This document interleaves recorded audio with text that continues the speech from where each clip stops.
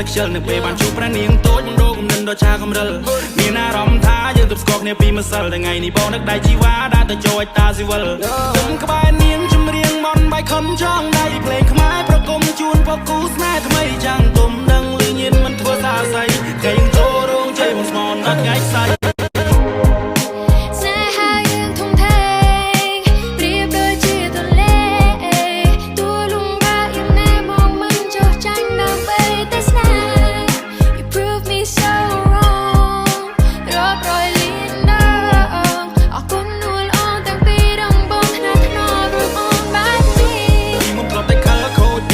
ខ្ជិលនៅពេលបានជួបប្រានាងតូចបងរកគំនិតដ៏ឆាកំរិលមានអារម្មណ៍ថាយើងទប់ស្គាល់គ្នាពីម្សិលថ្ងៃនេះបងនឹកដៃជីវ៉ាដើរទៅចូលតាស៊ីវិល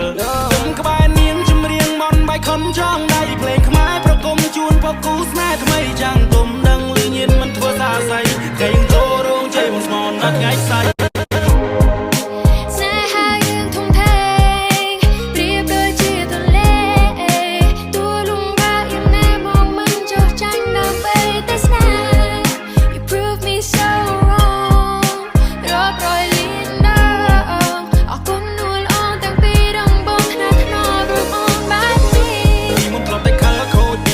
ខ្ជិលនៅពេលបានជួបប្រានាងតូចបងរកគំនិតដ៏ឆាកំរិលមានអារម្មណ៍ថាយើងទប់ស្គាល់គ្នាពីម្សិលថ្ងៃនេះបងនឹកដៃជីវ៉ាដើរទៅចូលតាស៊ីវិល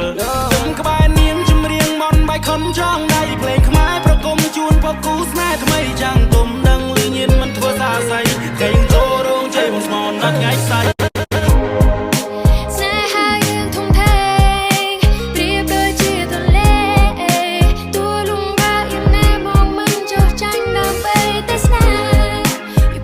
So